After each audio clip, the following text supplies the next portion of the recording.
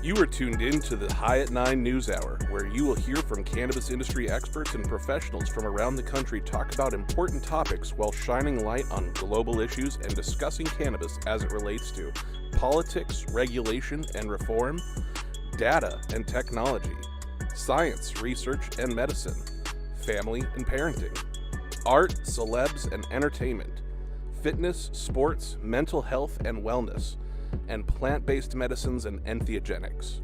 Together, we are building a stronger community, fighting the stigma and creating change. With your hosts, Jason Beck, Rico Lamitte, and Nichole West, joined by special industry expert correspondents from around the country and daily antics brought to you by cannabis. Coming to you live Monday through Friday at 9 a.m. Pacific Time. Thank you for getting high at 9 with us.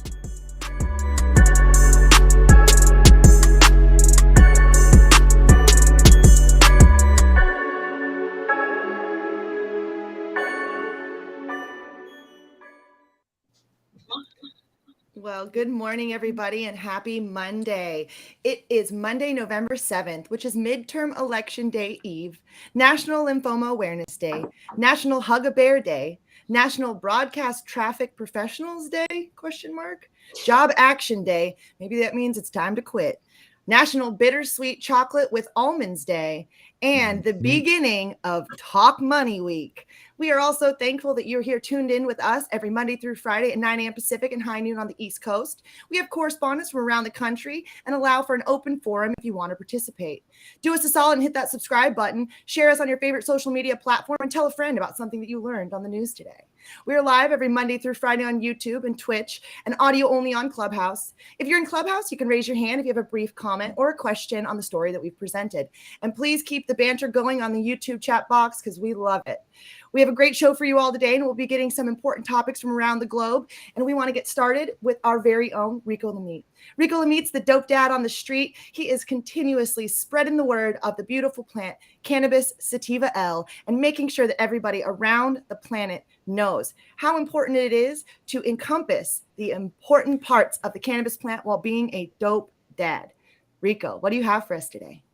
Thank you for the intro, Nichole, and hope everybody has had a great weekend. My headline today is from Market Watch by Steve Gelsey. Minorities make up smaller proportion of cannabis executives, but women eke out tiny gain. You can't save moldy bread. In fact, the USDA's Food Safety and Inspection Service advises discarding the entire loaf if mold develops. Just a few spots of fungus might be visible, but bread's porous nature makes it easy for the microscopic roots to spread quickly throughout. Making your efforts to scrape off the unsightly nuisance from the surface is an exercise in futility. You will get sick, and you might even die. You see, fungi survive by breaking down and absorbing nutrients of the material in which they grow, making bread an ideal target host. The cute, fuzzy parts of mold seen on the surface are actually spore colonies, and it's how the fungus actually reproduces. Spores can jump and travel through the air inside a sealed container, making it easier to infect and grow on other parts of the loaf. But also the source of the color, white, yellow, gray, sometimes black, depending on the type of fungus. But identifying the type of mold by color alone is impossible, as it can change under different growing conditions and fluctuate during a life cycle. You're probably wondering what the fuck I'm talking about right now, where I'm going with this, and what's it got to do with today's headline? Well, if you just take a half-second step back to view the cannabis industry from a macro standpoint over the last few years, you probably notice a subtle yet rapid whitening from the inside out. You see, the spores of toxic male whiteness have jumped from the rotting flesh of other industries and feasting where they have been feasting for decades, and they're now infecting the delicious loaf that you picked up over the weekend at the bakery. According to MJ Biz Daily's Diversity, Equity, and Inclusion in the Cannabis Industry Report, percentages of women and non-white executives in the cannabis industry remain mostly stagnant in 2022, though well below peak pandemic levels. Percentage of female bosses rose slightly, 1% from 2021 to 23.1%, compared to 36.8% in 2019. Racial minorities dropped a full percentage point to 12.1% over the same period, down from their 2019 peak at 28%. The report goes on to offer reasoning for the sharp shift, as cannabis industry experts suggest competitive markets favor businesses with white men in ownership, and leadership positions, primarily because of their established access to capital. There it is. Follow the money. The only thing left to complete the white fungal annexation of the cannabis industry is the passage of safe banking. Things have been and will continue to get whiter and whiter as the industry continues to mold itself like the rest of corporate America. The multicultural outlaw landscape has been known to be for generations is shifted into a safe haven for Chads and Brads who've already destroyed all they could in the past host industries. So whether y'all hear me daily saying follow the money, but you fight back with, oh, it ain't that simple, or oh, Rico's just jaded, or one of my favorites is, you should be more optimistic about the opportunities presented for our people. Just know that I left mainstream corporate America nearly 7 years ago now, and 10 years of eating that moldy ass white bread literally almost killed me. It took a tumor in my throat to finally realize the money wasn't worth it. It was not worth a day more of trading in my soul. And I know bread's delicious and low carb diets are tough, but I promise you, making a conscious effort to buy and support from Black, brown, and women-owned cannabis businesses, speaking out against systemic racism and misogynistic bullshit hiding in plain sight, the payoff will be worth it. We may not be able to salvage that current loaf, but we will live to bake another day. There's Rico Lamitte, the dopest dad on the street, and you're tuned into High at 9 News. That's how we get started today. Team, what y'all say about that? So I'm backing you on this, Rico, in such a big way. As a woman who's often in a leadership position in these cannabis businesses, it is very, very pale in most of these boardrooms, and there is very few women being represented in these boardrooms as well. I'm often the only female, like a lot. And I often look around the room and don't find any people of color when we're having finance conversations and going to seek capital. It's really pretty fucking sad. And I find myself having to like bite my tongue sometimes because I just feel like I'm, what is that saying? Beating a dead horse, where I just keep bringing something up and nobody fucking cares. And it's just not doing anything. And I'm like, is nobody else in the room? And when you say it to a room full of white dudes, that there isn't anybody else in the room but white dudes, it doesn't register with them the same way. And that's just my personal opinion on it. But yeah, I don't see this, unfortunately, ending anytime soon, because like you said, when we follow the money, the ability to already have access to it has made a huge difference for most of these people. Like the people that are getting money already had access to the money. Yep. I mean, sadly, I don't think there's much room for debate here. I mean, I think that's the way it is. And not that I'm saying that's the way it should be, but I would say my experiences in cannabis have been exactly the same as Nichole. How do we change that? Well, and I think Black.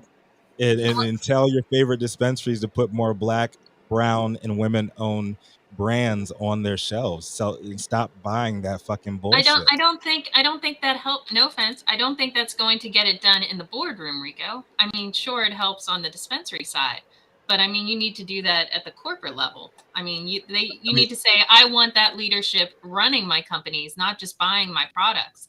It has to go to another level. But the problem is they don't even see it when you say things like, when I say things like, they don't want to hear me say this because I'm a woman, or they don't want to hear them say that because they're Black, or they're not listening because, you know what I mean? Like when I say those things, people look at me, if they're in the ones that are doing that, like I'm a fucking alien, you know what I mean? And then now I'm not invited to the party anymore. Right. And you know what I mean? So it's like, I don't know how to demand more people in the boardroom like that without getting kicked out of the fucking boardroom. Right. Well, I'm just going to jump in and say that if we just throw up our hands, if slaves just threw up their hands and say, oh God, well, this is our lot in life and this is going to be this way forever. No, we would still be in chains. So I think the issue goes back before you get into the corporate room. It goes back when the laws are being passed. I mean, the money that you need to get into this industry is just ridiculously high, and it was set that way on purpose to keep people of color out. Number one. Number two, yes, a lot of the social equity applicants don't have as much business experience. And I think people who are already in the industry, perhaps if you would, those who are already community minded, I think we brought this up before, help teach the social equity applicants how to run the business. In return, you get a decrease in your taxes. I think if you help people, if you do this, we're going to do this. I think that's another way that you get more people into the game and be more successful. I'm all for that, Dr. Felicia. I know we did that at the Well beginning said, of Dr. legalization in regards with helping social equity applicants train them and understand the business. So I totally agree with you on Yeah, you that. did. I was right there as a witness to that, so I'll definitely have your back on that, Jason. Yes, but we have to continue the story or continue this conversation later. We gotta keep it moving. Thank you so much, Rico, for covering the story, and it is something that definitely needs to be addressed in the industry and not just our industry, but all Every industries day. overall. Yep. But coming up next, Thanks, Rico. she's a cannabis business consultant, an industry veteran, a bullshit buster, and a self-proclaimed general overall data bitch, boasting over 13 years in the regulated market, but with deep roots in the legacy industry as well. So much deep roots that she did some time for a cannabis crime. That's right, is none other than the Nichole West. Good morning. Good morning. Thank you so much for the lovely introduction, Jason. My headline today is actually me just reminding everybody across the nation who might have legal cannabis for adult use coming up on their ballot tomorrow. So I wanted to just run through the states that this is happening. So in Arkansas, the Arkansas Supreme Court on September approved moving forward the ballot measure called Issue 4. If enough voters garnered, it would allow adults 21 or older to purchase and possess up to an ounce of cannabis. In Maryland, there is appearing as question 4 on the ballot. The initiative would amend the state constitution to allow adults to possess and use cannabis as early as July of 2023. In Missouri has Amendment 3 that would remove state prohibitions on purchasing, possessing, consuming, using, delivering, manufacturing, and selling marijuana for personal use for adults, according to the ballot language. In North Dakota, Measure 2, if approved, would permit adults a limited amount of cannabis product up to 1 ounce and set the stage for an entity to regulate and register cannabis-related businesses. And in South Dakota, this could be the second time in 2 years South Dakotans voted on legalization of marijuana for adult use. But there is the state's initiated Measure 27, which stipulates residents 21 and older would be allowed to possess up to 1 ounce. It looks like across the board, 1 ounce is the consensus, but there are, like I said, 5 states: Arkansas, Maryland, Missouri, North Dakota, and South Dakota with adult use cannabis on the ballots tomorrow. So definitely make sure that if you are registered in those states, that you look into that a little bit more and cast your votes. Make sure that we all vote. So my actual story was just on the voting, but I wanted to give some of my time today to the Weed for Warriors. On Friday, we did a poor job covering a story in which the Weed for Warriors had brought out a press release to try to expose some corruption going on in Michigan. And we wanted to give Sean with the Weed for Warriors a chance to better explain to us what was happening in Michigan. So I wanted to go ahead and give the remainder of my time and the floor to Sean Kiernan. Sean Kiernan is the CEO of Weed for Warriors, a good friend of mine, and definitely somebody that you want to stay on the good side. So Sean, what do you have today? I think our bite is overrated. So I just want to come on and clarify and open up to questions because I thought there was a lot that even Gretchen and others highlighted that are legit questions. So let's have that discussion in a public manner of what we did. In 2018, the state of Michigan voters passed Proposal 1. In that Proposal 1, it deemed that $40 million in funding, or $20 million annually at minimum, needs to go to study in clinical trials. So it defines the type versus observational study, clinical trials, the efficacy of marijuana treating medical conditions of U.S. armed forces, and specifically how it can help in veteran suicide, which we believe it's a lifesaver in veteran suicide. What we've seen is $40 million has already been awarded. Has the money even been awarded? It's early. No, the money's been awarded. Future funding was because this was passed in 2008. In 2021, Wayne State got $12.5 million. University of Michigan got $7.4 million. And this year, MAPS, Rick Doblin, got $12.9 or almost $13 million. And Wayne State got another $7 million. the crux of the issue here is the publicly available information out there already states that they have violated the law. They have funded observational studies with this money that are not FDA approved. Wayne State, it's in the public record. Okay. We did approach the state, other veterans, other groups. This has been an ongoing dialogue going on. And the Weed for Warriors has come out, and there's two big issues. Not only did they not fund at least one correct study, and they didn't fund an FDA-approved study, that the other issue is accounting. In our questions of how this money's been spent, they don't have answers. Why don't they have answers? Because in research, and this is something MAPS will tell you in any group that does a lot of this research, you have to fill out a monthly accounting detail of how the money was spent so they can make sure it was spent not on overhead for something else or not directly for something else, which is very common in the trickery that goes. It's kind of like Hollywood accounting for actors, right?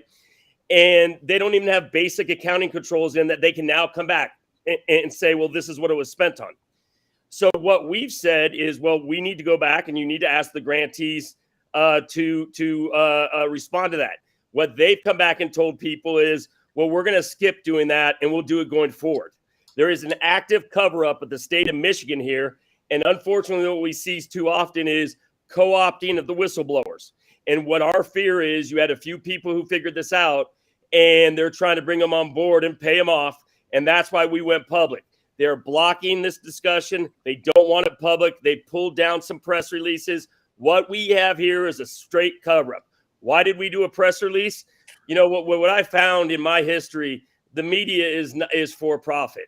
And when you have a bunch of poor veterans, their voice can never get elevated. It's kind of like the black and brown community and all these poor communities. Their narrative does not get covered. Well, our Instagram, our social media, which has been our Bowser's upset. See how mad? Yeah, there, get him, Bowser. What we've seen here is our narrative gets squashed by corporate narrative. That's not just cannabis, that's America. So let's be honest with you, right? And so when we sit here and we look at what's going on here, I felt no choice with our social. We just had all our IGs and social media is under attack. Our Facebook has become absolutely useless. We have no platform to speak out anymore. And well, unfortunately, I figured that one out. Let's just do a press release for $1,200, which we're absolutely allowed to do, and use the freedom of speech, the First Amendment in this government country that we fought for. And that's what we used. If you don't like it, we don't give a shit. Oh, yeah. Any questions? I don't have a problem at all with y'all putting out a press release. I'm just, no offense to Jason Beck, I don't think he was the best messenger because he didn't have many answers. Well, you saw the text I sent him. I agree with you. We would like to apologize for doing this story. I'll apologize for not doing as good of a job, I guess, is what everyone's saying. So, Jason, just apologize. I had to literally beat him down for 10 minutes before the show Jason, to even acknowledge you need those to words. apologize to the people you need to apologize for. And that's what the conservatives need to apologize to the 80% of America, the working class, that they don't treat nicely. Sean, I'm just wondering what your press release said that you reached out to the governor's office. I'm wondering, is there anyone else you reached out to other than the governor's office? We did. They've absolutely. This is going to shock you. They won't even return my emails. Of course they won't. And we're doing freedom of information request as we speak. There's a fracturing of the whistleblower community. One of the main persons who started this, great guy, he believes he wants to deal with this behind the scenes. We absolutely don't think that's the right way to deal with it. We believe light is the best disinfectant, and we'll back that up. And that's what what we're doing. And so we have tried to contact him. We are in, just so I know, we are in receipt of internal emails from state to other people admitting this. We have emails. We have other documentation. I'm not going public unless we have this thing signed, sealed, and delivered. There has been an absolute catastrophe. We have a veteran suicide epidemic that's not just veterans. We lost 50,000 Americans to suicide and 100,000 Americans to opiate overdoses this last year. That's American family members that won't be at the Thanksgiving table, the Hanukkah bush, the Christmas tree, the Kwanzaa tree, whatever you want to call it. They're not going to be here this year. And why? Because we have bad American policy pushed by Washington insiders who have sold out America to corporate profits. I could take another hour asking you questions, Sean. So I would love to I'll come connect on with for you 2 hours. further, I think and I'm more than happy to. I think I do have some media who would be more than happy to cover this story, and I would love to connect you with. Hey, Sean, and just so you very know, appreciated, Gretchen. Sean, real quick, Whitmer's on her might be on her way out, correct? Yeah, vote for Tudor Dixon if you are in Michigan. So if that happens, do you have a contingency plan of who you're going to follow up with if the whole CRA gets shifted into new leadership? well, hopefully the new leadership will take a more responsible approach to this. Listen, mistakes are making. I think Gretchen made a good point. It's early on in this business. And to be honest with you, what we saw, she made a comment about, well, can't dispensaries give cannabis now for studies? So Red Bud Roots is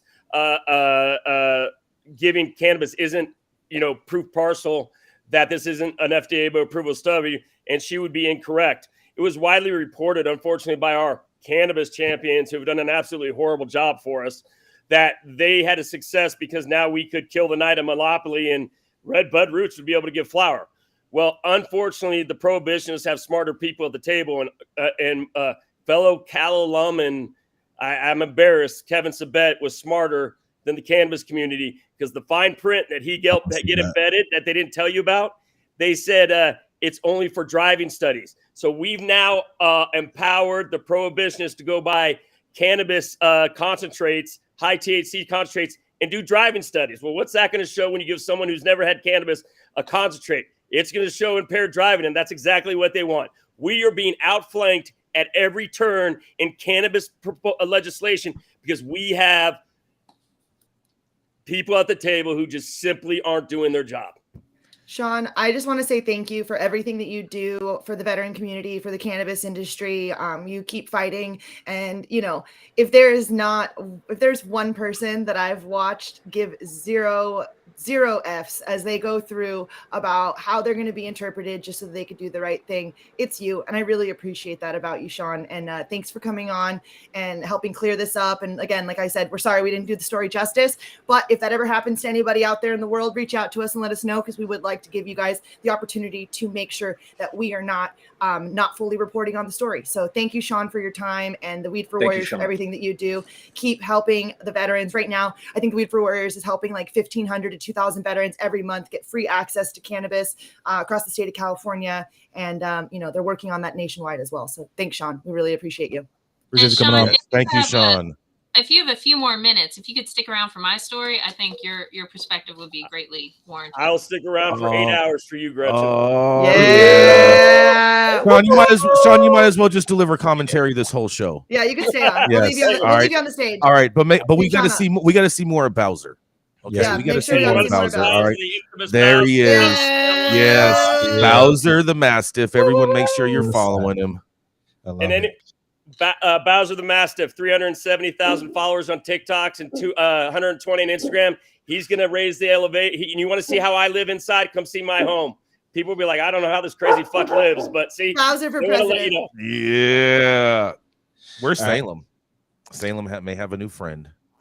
She's asleep somewhere. I don't know. We're getting turned up seeing other dogs on here. All right, so up next is the longest continuously operating retailer in the industry with an affinity for smoking the best weed in the world every damn day. He's known to the Mar-a-Lago staff as Gucci Blanco, the hustlers down in Detroit, as White Gucci, and anyone in West Hollywood considering cannabis tourism knows him as El Presidente. Y'all know what time it is. It's time for Mr. Jason Beck to hit the stage. What you got on this beautiful Monday morning, Jason? Oh, yeah. Good morning, Rico. Hope everyone's having an amazing Monday. It's the start of a week. And guess what?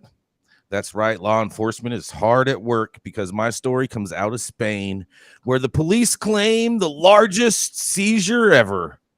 The largest haul of cannabis ever found has been discovered in a series of raids across Spain, police say. Authorities said they seized more than 32 tons of the drug, which has an estimated street value of more than 57 million pounds. Police said they arrested 9 men and 11 women aged between 20 and 59 in busts across Spain. The Guardia Civil said the complex business network was exporting the drugs across Europe. The weight of the seized plants is roughly equivalent to more than 5 adult African elephants.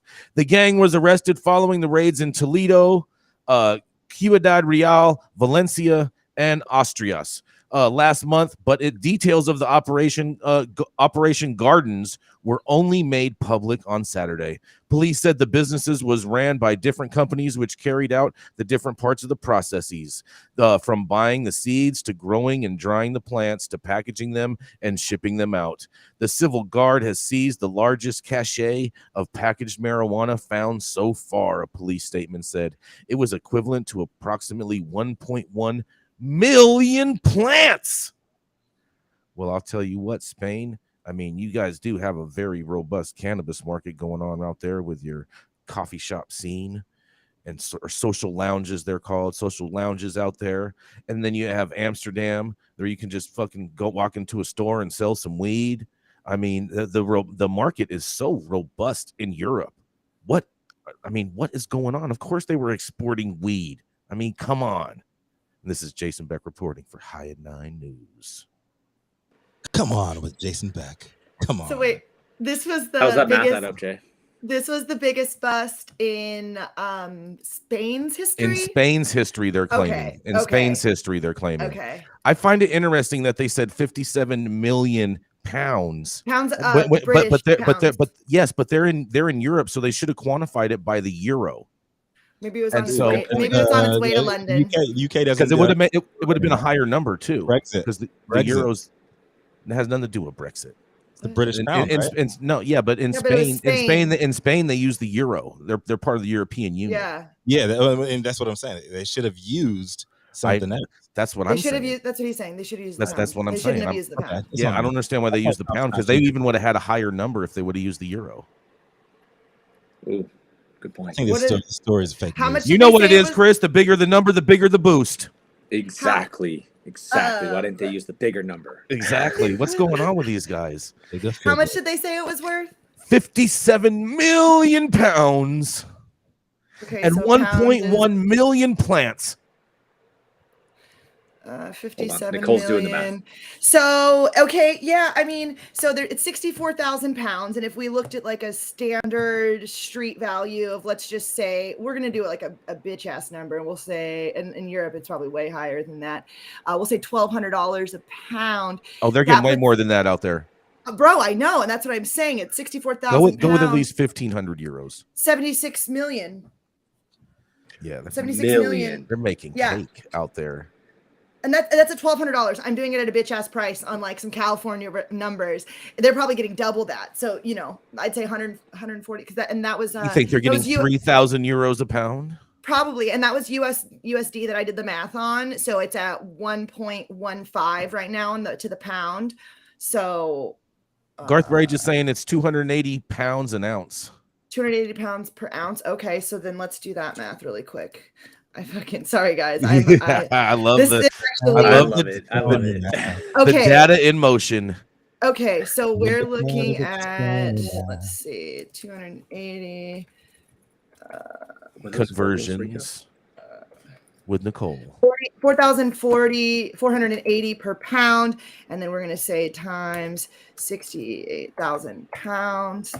We're looking at, holy shit. Hold on, let me get the. Oh, yeah, lots of zeros I see. 304 million USD is what that at $280, 280 pounds per ounce. Not USD, that's pounds because I just bit it off the pound. Yes. So 304 million.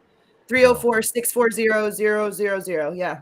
304.6. They were really fucking low. crushing. They were low. Wow. That was a low number. I'm actually kind of, well, I mean, disappointed. I'm disappointed that they went such low numbers. They really could have just blown this shit out. That's what I'm saying. Like, come on. Like whoever did this story fucked up on that part. Because I'm willing to bet that the police are kind of pissed about that, because that definitely shortened their budget allocations. 280 pounds an ounce isn't that bad though, considering like the fact that it's not legal. Chris, I have a question for you. When Go ahead, Jason. when police are justifying a bus in order to gain more budget, is it based off press releases, or is it based in whatever is in the police report that you guys quantify it as yourself? You know, if I'm being real, that's probably above my pay grade. I wasn't involved in those kind of conversations, but I'm going to guess, my best guess would be that it's going to be the latter, that it's based off what's in the police report.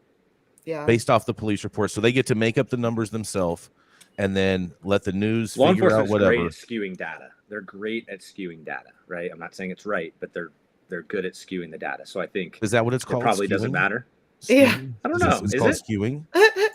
Well, I think that's a great that time sounds for like us something to. rich people do in Aspen.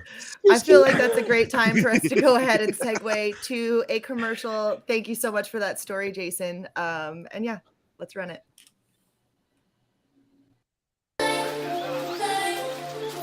At True Classic OG, we live by one motto: stay true. We stay true to our legacy cut of True OG that's always fresh, piney, gassy, and delicious. We represent the spirit, hustle, and diversity of our great city of Angels. And we stay true to the spirit of this plant, doing everything in-house to ensure that you get the highest quality and consistency with every batch. And that's what's made us LA's favorite OG. True Classic OG. Stay true, Los Angeles. The thoughts and opinions Nichole Shade thrown on the High at Night News are those of the individual speakers, not those of any other speaker or its followers. The statements made do not constitute legal or accounting advice, and our speakers make no representation regarding the legal status of any substance in any country, area, territory, or its authorities. Views expressed in this room do not establish fiduciary relationships. Our sponsors do not imply, constitute the endorsement by us, expression of any opinion whatsoever, or any speaker on stage. If you're an easily offended person, the show's probably not for you. Also, follow Sean Kiernan's Instagram because it'll really offend you. Flying into LAX and you want to taste some of the best weed in the world? Then stop by LAXCC, the closest dispensary to LAX, located at 8332 Lincoln Boulevard and open from 8 a.m. to 10 p.m. 7 days a week. Always make LAXCC your first stop when you touch down in LA and score like a winner. And don't forget to mention you like to get high at 9 for 10% off your full order. She's well known in DC circles for cooking up excellence in the kitchen, but don't get fooled by the well-kempt apron. She's still a spicy redheaded conservative, never backing down from a debate with pot-loving libs across the aisle. Coming to the stage next is the lover of all things safe banking, the founder of Panoptic Strategies, and our very own Washington insider, Gretchen Gailey. Happy Monday. What you got for us? Good afternoon, Rico. My headline is coming from Marijuana Moment. Federal court dismisses Florida Ag Commissioner's lawsuit on medical marijuana patients' gun rights. A federal judge on Friday dismissed a lawsuit from Florida's Agriculture Commissioner that challenged a ban on medical marijuana patients' rights to buy and possess firearms. The case has extended over months, with attorneys for Commissioner Nikki Fried arguing that the federal firearms ban for cannabis patients is unconstitutional. A hearing on the Biden administration's motion to dismiss was held last month. But while Fried's expressed optimism followed the oral argument, citing her legal team's compelling performance, a U.S. District Court for the Northern District of Florida judge ultimately disagreed, saying in a 22-page opinion that the plaintiffs have standing, but that their claims fail on the merits.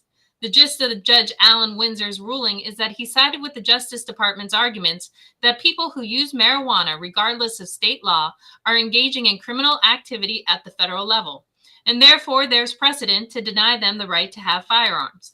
The judge recognized that there's a congressional rider in place that prevents DOJ from using its fund to interfere in state medical cannabis programs, but it described the policy with specific parentheticals, saying Congress has precluded the Department of Justice from prosecuting crimes that Congress chooses to maintain on the books, since the rider must be renewed annually. Regardless of whether plaintiffs are prosecuted or whether Congress allocates funds for their prosecution, possession of marijuana remains a federal crime. The Rohrabacher-Farr Amendment, at best, precludes prosecution now. It does not forever bless plaintiffs' actions. One of the most controversial aspects of the case dealt with a recent U.S. Supreme Court ruling in a New York case where justices generally created a higher standard for policies that seek to impose restrictions on gun rights. The ruling states that any such restrictions must be consistent with the historical context of the Second Amendment's original 1791 ratification. DOJ responded earlier in the case by raising eyebrow-raising historical analogs to justify the federal ban by drawing parallels between medical cannabis patients and people who are mentally ill, panhandlers, Catholics, and other groups that were previously deprived of the right to possess firearms.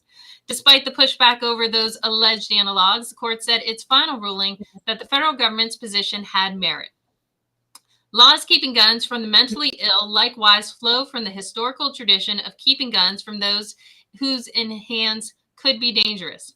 Plaintiffs recoil at being compared to the mentally ill, but one does not have to label marijuana users mentally ill to recognize that both categories of people can be dangerous when armed. Although the prohibition reaches those habitually using marijuana, even if not currently under the influence, habitual drug users are analogous to other groups the government has historically found too dangerous to have guns. At bottom, the historical tradition of keeping guns from those the government fairly views as dangerous, like alcoholics and the mentally ill, is sufficiently analogous to modern laws keeping guns from habitual users of controlled substances. This provides another justification for upholding the challenge laws. Therefore, the challenge laws are consistent with the history and tradition of this nation's firearm regulation. While I do agree with the judge's ruling, it's federally illegal, so they can do what they want. I don't agree why, though. I think that medical patients are not mentally ill. I think that this really has to be looked at further. And I hope that Nikki Fried continues up the judicial process and will take this to the Circuit Court of Appeals and keep moving it up the ladder. I think this is a necessary case that needs to be looked at for gun rights and for also perhaps the broader question of legalization. This Gretchen for High at 9 News. I agree with you very much on that, Gretchen. I hope Nikki Fried does continue to pursue this. I'm disappointed but not surprised in the verdict. But I digress. We still live and fight again tomorrow. Why were you not surprised, Jason? Why am I not surprised? Because cannabis never wins when it goes to court. I don't know if cannabis never wins. I think cannabis needs majority of the time it doesn't win. It needs to make better arguments. Right? I agree with you. I agree with that. I totally agree with that, Gretchen. A lot of the time is we have and I'm not saying that in regards with this case, but a lot of the time we have a lot of I don't know how to say this politely, but definitely not the right lawyers representing on the issues. I know that, shout out to Hard Target Pro out there on IG and his very, very flame-worthy posts that he makes. He had one with Governor DeSantis, and I think it was like several police chiefs on there saying that, during the hurricane, when people are looting, prepare to get shot and killed and like all that shit. What you're saying now is if you're a medical patient and you don't have the right to fucking defend yourself, you don't have the right to stand your ground.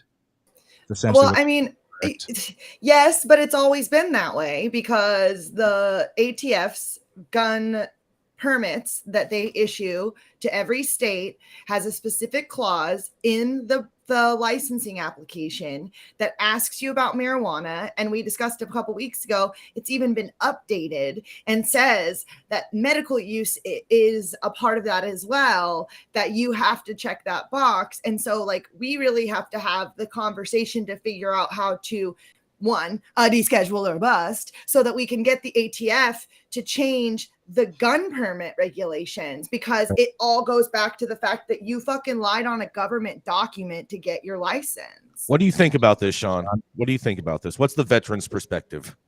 This is actually one of the big hiccups in helping patients. In California, we have an MMIC card. By the way, Prop 64 has been a total failure, and no better show of that is the MMIC card. I think they give them weigh 1,200 in a state of 45 million people. Yeah. Veterans and non-veterans do not want to be on a government list. End of story.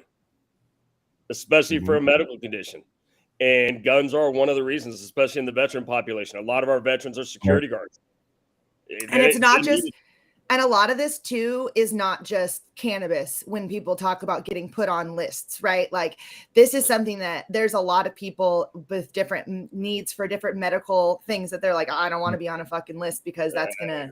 Not only that, it's just being in America on both the right and left that we can control these things. prohibition and denying Americans what they want never works. All you do is create black markets and dysfunctions, whether that's cannabis, whether that's gun control. Get out of my house. We have freedom. If I want to smoke cannabis, I should be able to smoke cannabis. There's a Second Amendment, whether you like it or not. If you don't like the Second Amendment, call a constitutional convention and get it changed. There's a process. Exactly. And we pout in this country when we don't get what we want and throw a stink fit. We're about to destroy this country over stupidity. Yep. We are long overdue for several amendments to be made to the Constitution, and we're 100%, brother, and I support that. Yeah, America's about to have a rude awakening with all of these little small liberties that we thought that there's a given, like Roe v. Can Wade. we just fix some of the topographical errors to start? Just like let's just start there. Fucking.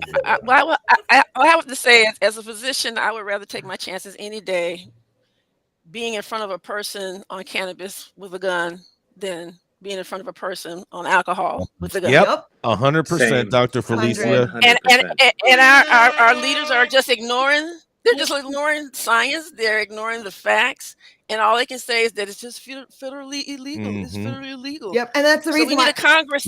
We need a Congress that's going to. We need a Congress that's going to change the prohibition, get rid of it, deschedule or bust. It's like you always say.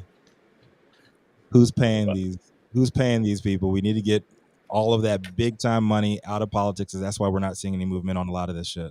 Rico, you just hit it on the head. I mean, the bottom line is the people are being divided over social issues that don't affect 90% of them. And corporate America is stealing our rights and our liberty and our money underneath our nose. And we better wake up, or we're going to be living in a country that's way worse than we have today. Right. I think what we need to see when we say follow the money is we need to see cannabis groups and such as Weed for Warriors out there saying to the NRA, you need to be protecting our rights as well. Because you want big boys with some money. The NRA gets a lot of shit done in Congress. Exactly. I think that's who y'all need to be partnering with to get this to happen. And NRA got clout. Not exactly. And this is part of the problem. Let me tell you who doesn't want the Weed for Warriors leading anything over the past 5 or 6 years. Corporate cannabis in D.C. People like the marijuana moment. There has been an active blackout of Weed for Warriors by certain reporters in cannabis. And we have had our voice stifled because we have not been towing the party line. So and that's happening. That happens to everyone. It seems like that is actually standing up against the shit that's happening and not just like trying to figure out how to politic. I think that's happening over and over in this industry because the corporate profit media. Yep. Well, the corporate industry is just taking over. Kyle Yeager, they're not reporters. They're propagandists. We need propagandists. The revolution needed pain, but let's call them what they are. We have debased what reporters are and journalism is in this country, and then we use it as a means to exclude, and we control it. Nonsense. Well, Sean, I think I have some folks that I could definitely connect you with outside of cannabis media. I generally, and I hate to say this, cannabis media, I almost often you're the last people I go to when I'm pushing stories. You got to go mainstream if you want to change the way the industry is perceived. You got to stop preaching to the choir. You need to be changing the minds of the general Get out of your public, wind tunnel. and that's the media that you need to look at. Because I guarantee you, folks on the Hill are not reading Marijuana Moment. They're not looking at Benzinga. They're reading, the Wall Street Journal, the New York Times. That's who you need to be taking your message to. Get out of your Fox News is more cannabis friendly than y'all might think. So I think Weed for Warriors could have a home there. What? Hey, Get out of your echo chamber. But we got hold on. We got to keep it moving. We got to keep it moving. One visit to this office is sure to get you access to all kinds of blue pills. All shapes, sizes, and colors are always included and welcome in this safe space. She's the Plants for Life CEO and a dual board certified physician, always promoting cannabis as medicine. And if you play your cards right, she'll mix some yellow ones with your blue ones for a greener experience. Coming up next, it is none other than the Dr. Felicia Dawson. Thank you so much, Jason. Happy Monday, everyone. My headline comes from Bloomberg Law. Cannabis workers' death triggers closer OSHA industry scrutiny by Bruce Rolfson. We reported on an asthma-related death of a Boston Trulieve worker a few weeks ago. The worker, whose job was grinding and handling cannabis, died after exposure to occupational quantities of whole and ground cannabis according to an OSHA hazard alert letter issued in June, along with citations. OSHA's actions not only apply to this facility where the woman worked, it signals that they will be taking a closer look at protecting workers at cannabis growers, processors, and retailers as the industry grows. Brian Hendricks, a partner with Hush Blackwell in Washington, states OSHA will be paying more attention to general health concerns such as enforcing silica and COVID health standards, not just injuries. Jesse Mondry of Harris Bricken Sliwowski in Portland, Oregon, states that this OSHA push may not be felt nationwide because many states already have their own worker safety programs. He states that each state's cannabis industry is already heavily regulated and licensed, with work conditions often part of requirements. The True Leaf citation and hazard alert letter stands out because they seem to break new ground for federal OSHA, i.e. treating cannabis itself as a hazardous material and advising the employer to set up a medical surveillance program to track if workers show signs of asthma or other allergic reactions. Adam Young, a partner with Seyfarth Shaw in Chicago, states that this letter itself will probably not open the door to OSHA issuing general duty clause violations to employers for not protecting workers from cannabis dust. They would need to take steps to make employers aware of these concerns by issuing a safety and health information bulletin or standard interpretation letter. Hendricks notes that OSHA has previously cited employers for violations that are common to many industries, like they did in the case of PharmaCann for problems at a greenhouse complex in Montgomery, New York. The agency stated employees couldn't exit through a locked and blocked doors, harvesting equipment could tip over onto workers, and no safety data sheets were present for a cleaning chemical.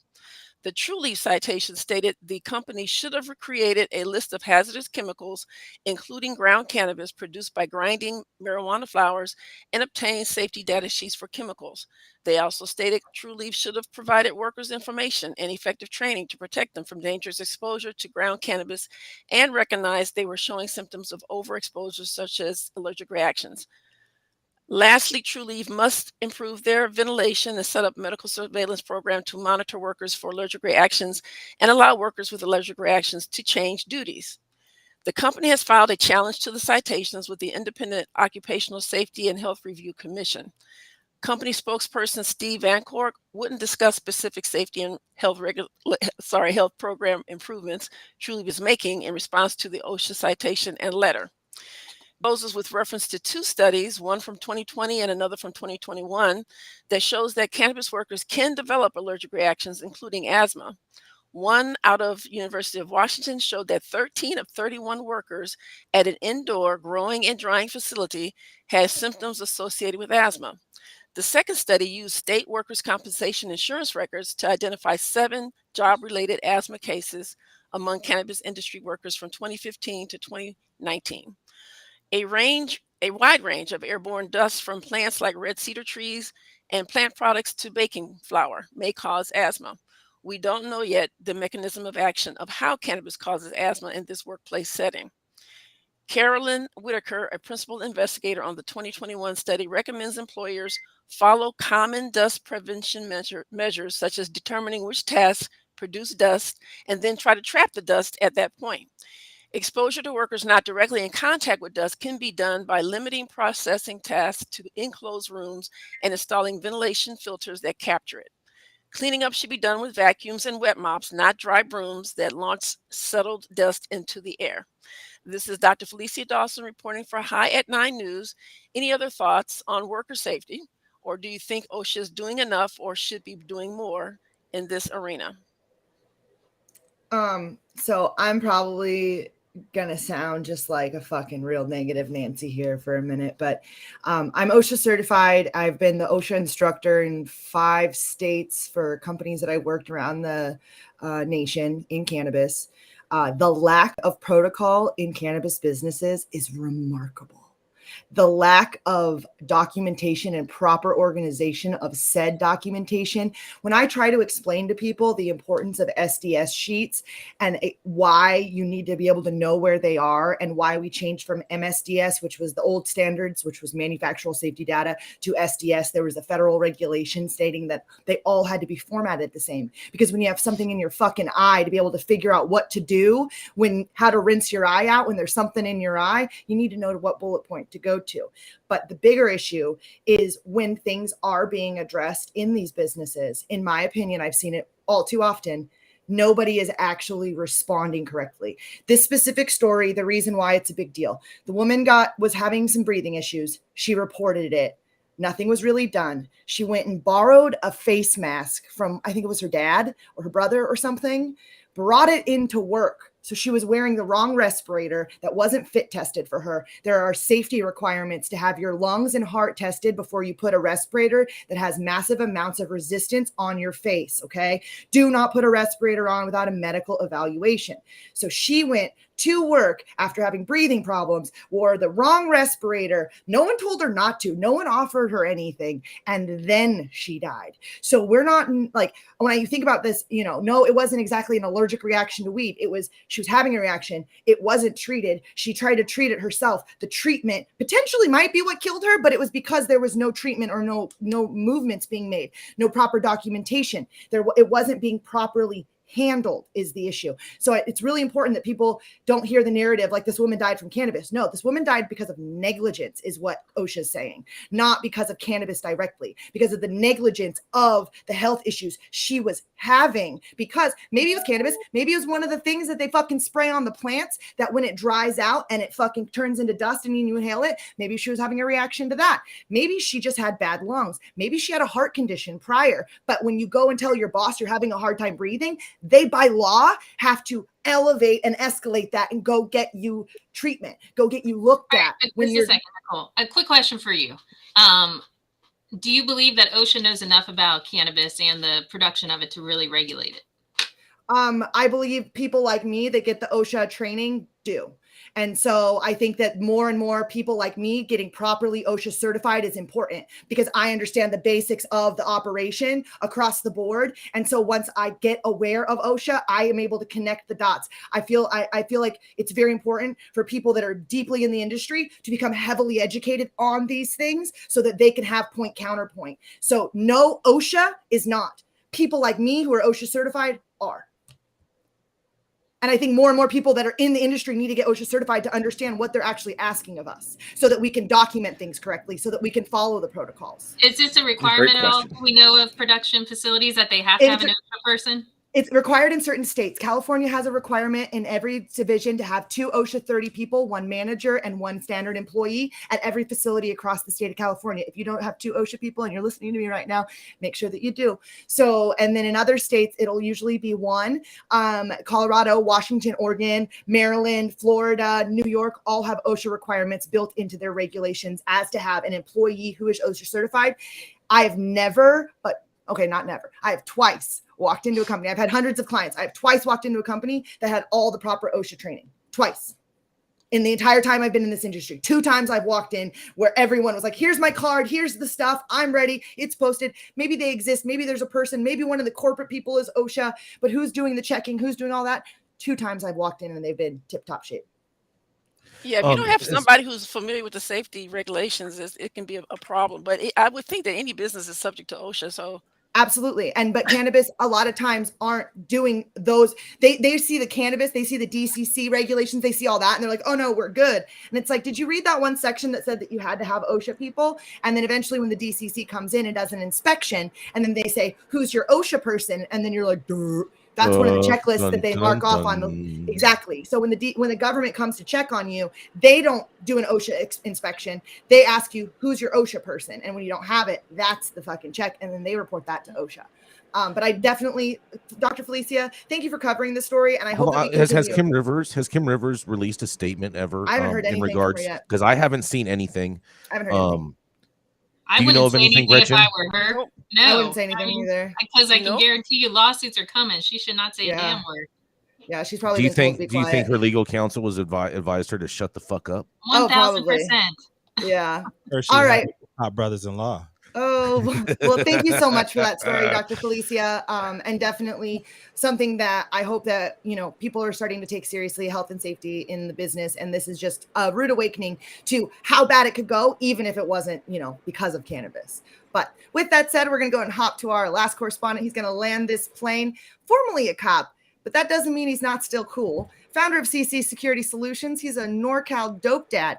He traded in his gun and a badge for a blunt and a notepad. He is now the security consultant for CC Security Solutions. He's here to increase your chances of survivability. My friend, and somebody that I actually like to remind people that cops can be kind of cool. Chris Eggers, bring it in for us. Thanks, Nichole West. Happy Monday, everybody. My article comes out of Temple, Texas, and the headline reads, Texas single mom could be evicted from apartment complex for medical marijuana use. A single mom in Texas is in the process of being evicted from her apartment complex for possessing medical marijuana, which is legal in the state through Texas's compassionate use program. Candace McCarthy said that here's another complaint that I have, and that's what started all of this. McCarthy is trying to keep track of everything as she fights the eviction notices from her apartment complexes in Temple, which is run through federal housing. She has her entire health summary, which she says is 8 pages long. McCarthy says that she takes THC gummies, uses cannabis oil, and smokes CBD to help with a number of health problems. But she recently found out while living in federally assisted housing, marijuana projects, even those that are medically prescribed, aren't allowed. And according to McCarthy, they're claiming that it's criminal. She got caught because a neighbor busted her, according to this article. She says that I thought it was all legal because I obtained it legally from the state. I'm just a single mom with disability, and I'm just trying to make it facing homelessness right now before the holidays.